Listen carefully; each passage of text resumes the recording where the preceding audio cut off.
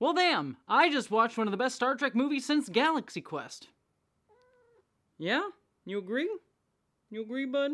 Well, I thought Kipo was going to be joining me for this review, but now he wants down. He was all whining while I was setting up, and then the second that I start turning the camera on and then I can, monetize his adorability, he's like, no, I want to leave. Yeah? Anyways, hello! There's so much cat hair. Hello, interwebs! I hope you are all doing well. I am here to make a video that I actually did not expect to be making tonight, but I am just vibrating with excitement because I just watched the final episode of the latest season of Black Mirror. I believe we're on season 7 at this point, but that doesn't matter. It's an anthology show. But that episode in particular, if you know me, you know already why I'm reviewing it, was a sequel to perhaps one of the best episodes of Black Mirror, besides maybe San Junipero, which was USS Callister, which was a very Star Trekian-inspired episode, though it certainly took its own zigs and zags. And as I said, this episode is a sequel to that one, following on from the end of that story, and again, dealing with all that Star Trek-y goodness. So of course, I was super pumped to watch it because loved the first one, was expecting to love this one, but I did not expect, after having watched this episode, how much I would end up loving it. Like, it is literally 11, I don't know when I look at my watch, that doesn't exist, but it is literally 11:30 at night, and I just am like, well, you know what, I gotta talk about this because holy crap, was this excellent. Before I get into the nitty-gritty of reviewing this episode, just to also say up front, this entire season of Black Mirror was also phenomenal. In particular, Paul Giamatti's eulogy was wonderful, and also right up there next to this one, USS Callister Beyond Infinity, is Hotel Reverie. If I had more time in my life right now outside of the many projects that I'm working on behind the scenes, I would probably do a whole essay on Hotel Reverie and its sort of queer implications, and it's dealing with the history of Hollywood, but also AI right now. I may end up doing that essay because it is just a beautiful, beautiful piece of art as well. But sadly, don't have time for that, but I do have time to talk Star Trek nonsense, so let's talk USS Callister Beyond Infinity. Just to let y'all know, I'm going to try and stay spoiler light up front, and I'll try and give a warning when I get it more into deep spoilers, but do know that I am going to get into deep spoilers at a certain point, and I am going to spoil the original USS Callister fully up top. But just to start off, I did not expect, I knew when I hit play that this was going to be an hour-and-a-half long episode. What I did not expect was this to have the, feel of a theatrical movie. It felt like I was watching a 90-minute movie, and frankly, if it didn't have, a prequel episode of a show, which is also really great in its own right, but if it didn't have, a prequel episode, I would have said just release this in theaters as a movie. I mean, you still can, but it requires that sort of, hour-long prequel, which, again, worth watching, but doesn't necessarily have the weight of, big blockbuster movie. But this feels like a big blockbuster movie. It has the, big epic moments, the grand battle at the end, some excellent, grand sweeping adventure story that goes to many different places. Also has some incredibly thoughtful and deep ideas, as Black Mirror generally does. I have sort of ups and downs with Black Mirror here and there, but this one is really just when it's firing on all cylinders on the intellectual level. And I was sitting here being like, well, I did not expect this, but I'm just sitting down for a movie, and it was wonderful. I made a joke at the top of this that this was the best Star Trek movie that I've seen, or one of the best Star Trek movies that I've seen, and certainly in a year where we also got Star Trek Section 31, which, to put it kindly, certainly did not live up to many Trekkies' expectations, and certainly to my taste, if you watch my review on my main channel, was a movie that I think, regardless of whether you thought it was good or not, didn't live up to what I like about Star Trek, let me put it that way, and it felt more like a brand that was being sold with the Star Trek name slapped on it. Again, for my taste. That's my review, doesn't have to be yours. And I will also be fair that USS Callister is more using, kind of like the first episode did as well, the aesthetic of Star Trek to say something more about Star Trek's cultural place in our society, and the episode itself is not necessarily Star Trek focused. Certainly it has things to say about the Star Trek brand, Star Trek as a franchise, and also franchise storytelling and science fiction and capitalism and all of those things, video games as well, which is kind of more what this episode is dealing with. But it's not necessarily a Star Trek, ethos thing. So just to give that distinction, I really do love it. I think it's fantastic, but I will make a little bit of a distinction there. Black Mirror is not necessarily Star Trek in ethos, even though I do think it's great intelligence. But again, Your mileage may vary on that. That being said, though, this picks up a few months after the events of the first USS Callister, where we have Jesse Plemons' character Daly has been killed. He sort of got stuck in his own sort of mind chamber, his own sort of construct of the sort of cordoned off infinity game, and the characters of the employees that he had copied and made artificial intelligent beings of had escaped into the actual open multiplayer game. And we start off the episode with them trying just to survive. You know, the end of the last episode ended with them sort of like, oh, New Horizons, we're in this nice J.J. Abrams style Star Trek universe, and we can go off and live our own lives. But this episode sort of talks about the horror of that. They are technically living human beings, but fully digital beings. Maybe persons would be the better word to say, that are stuck inside a world where no one else believes, like, holds the same weight to their body and life, because they're just players in a game.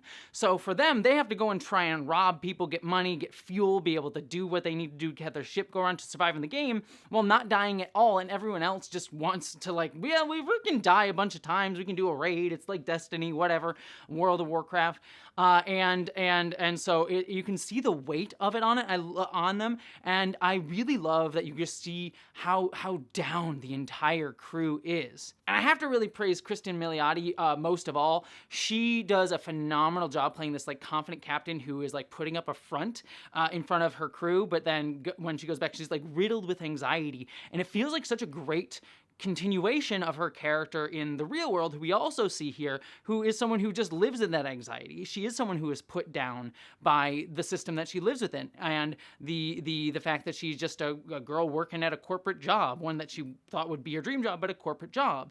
And so you see who she can be sans the rest of that, but she still has that internal anxiety in both worlds. And I like that managed to have continuity of character, but also portraying like, yes, she's the same person, but she also can be that leader, have that confidence in her. And I thought that's just a great nuance that I really love across the portrayal, and the actress, she just plays it so freaking well. And it kind of gets at the larger element of this episode, which is how systems of exploitation force people to exploit each other, put each other down, not see each other as human beings, because that is the theme that runs throughout this. We have Jimmy Simpson's Walton, who is the CEO of the company, back in this episode as well, and he is also, again, fantastic as the, like, just the money, right? He wasn't the creative guy, he was just the money bags. He didn't have a vision, he just wanted to exploit Jesse Plemons' character, and now he's the head of this company and just wants to monetize the game. But also, he doesn't treat his employees with that same respect either. He just sees the intern as the intern, get me coffee. Whereas we see in the game, because he's been copied there, he's a full person and a human being, as he is in the real world as well, but he doesn't get treated that way. And that's just the undercurrent theme of this story, of just how these systems of exploitation cause this. And Walton certainly is the de facto villain, sort of being the CEO capitalist man. Like literally when he's getting interviewed by a reporter in one of the opening scenes of the episode, he quite literally says, like, you know, I'm the something along the lines of like, oh, evil capitalist guy. Like he jokingly says that, but that's literally what he is within the context of this narrative. But we also get to see, and here's where I'm going to like give that spoiler warning for you, so jump off here if you have not seen the episode yet. But we do get to see the return of his, again, spoiler, his digital self in the game, because they managed to find a way to be like, oh, he was actually rebooted and found on a planet because he rebooted on a planet. Convoluted video gamey logic. But we also see, like, he's grown there too. And again, I love seeing the duality of this, where it's like Sans having to be in that CEO position, Sans being that leader, that guy who's like needs to exploit, get money. He is an actual human being, and that's again such a nuance that you don't see often in these types of stories. Because generally, and not that I hate these types of stories, I always love taking down the good evil capitalist character. Who doesn't, especially right now. But what when we tell stories like that, when we have stories that are just like, here's the evil CEO villain character, what the story ends up saying is like, oh, we just take down the bad CEO, not necessarily critiquing the system of capitalism, but the one bad guy. The thing may intend to say that. There's many works of art that I do love that do that. Looking at you, hackers. I love hackers. But generally, it doesn't necessarily create that broad systemic critique. Well, here's we get to have our cake and eat it too, or we get to have the evil character Walter be the capitalist guy to take down, and yet we also get to see that he is the system has made him this way. And I thought that was really wonderful because you get to see the heart of his character. Like, yes, he's kind of a dick still in his own world, in the digital world with his digital avatar, but he's less so, and he does have feelings, he does get hurt, and so other characters sort of blame him for stuff. But then he actually gets hurt, and they go apologize to him, like, or at least intend to. Because obviously there's a twist, and, you know, the physical Walton replaces the digital Walton at one point. You know, they apologize to him. And you just get to see that nuance here. And I love, again, the empathy that the show gives to the digital avatars. They are, in many ways, feel more human than the characters in the physical world because they get to be themselves. They get to be who they want to be, even as they're trying hard to survive.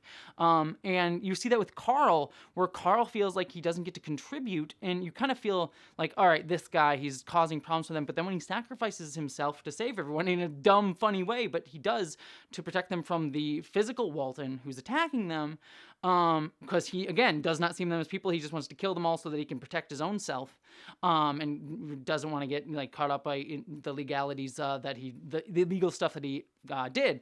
You get to see Carl pass away and die, get killed, murdered. How many times can I say all the words that will get me demonetized? And you feel for him. It's a simple arc. It's not like the most radical one, but it works effectively for the theme.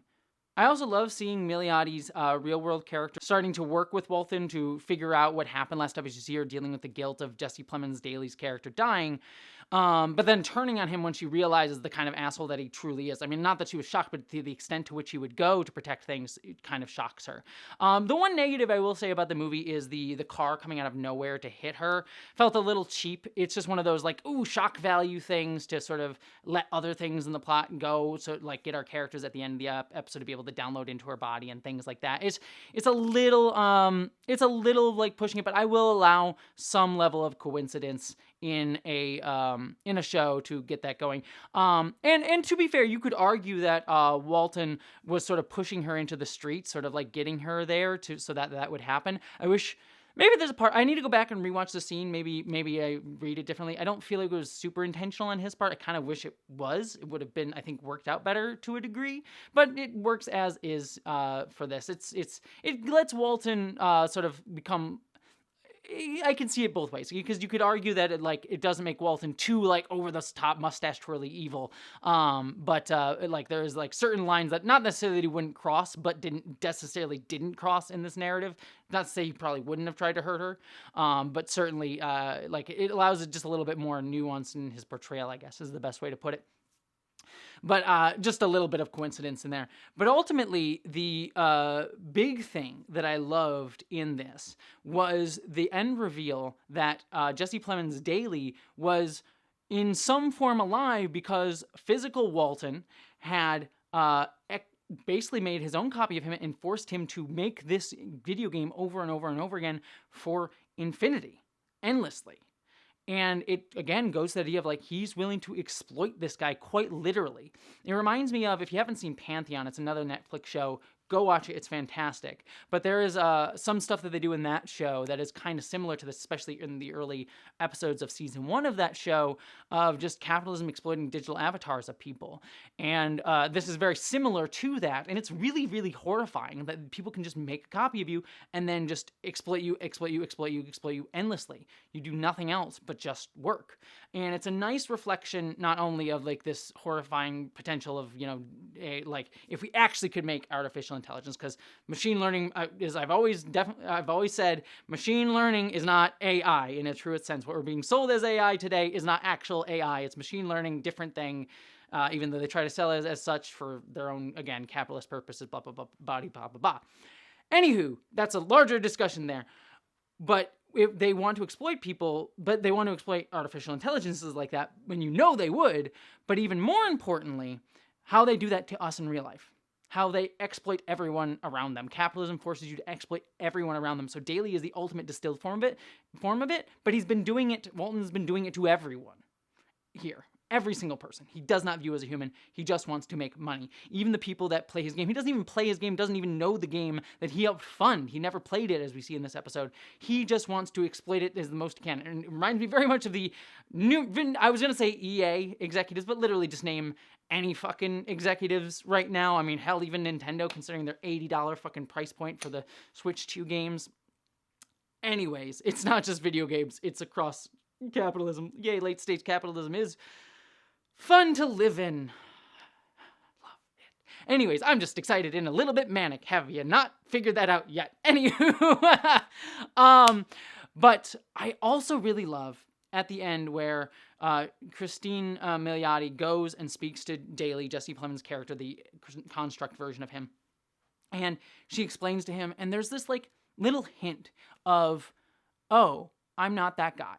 And I was sort of on the fence about how I felt about it, because it's like, there's a part of me that doesn't want to redeem this guy. He was such an abusive person, as someone who has dealt with not that extent of abuse, but had things like that in my life. It's sort of like one of those, I don't necessarily know how I felt about it internally, but that's a me thing.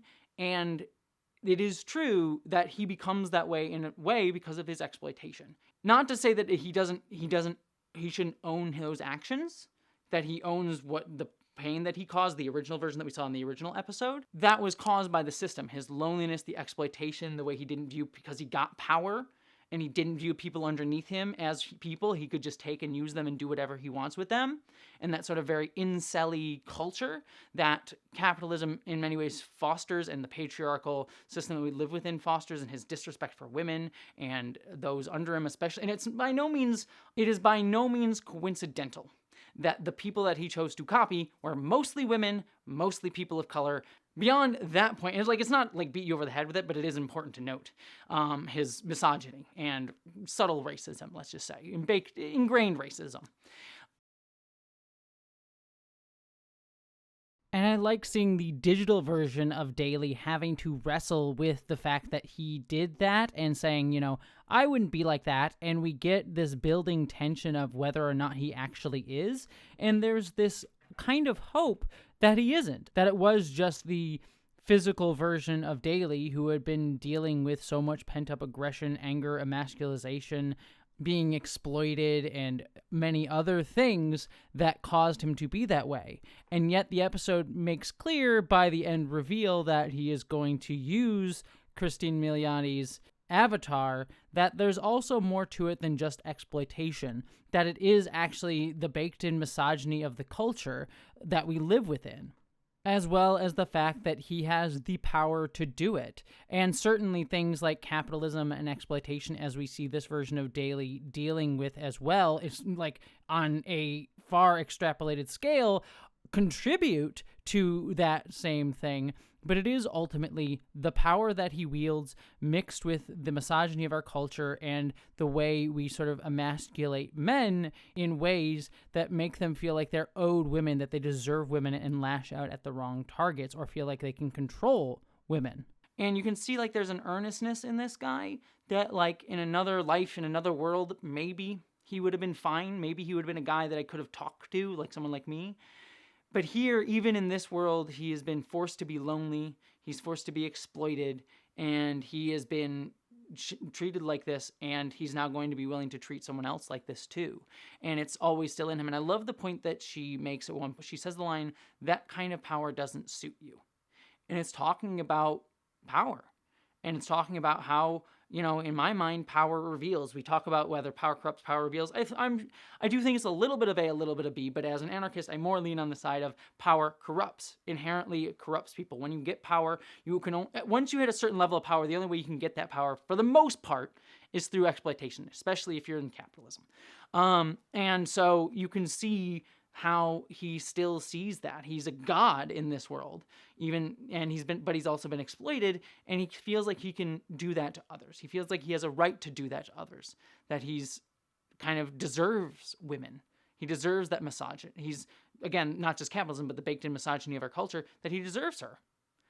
And he has the power to do so. So he'll take it.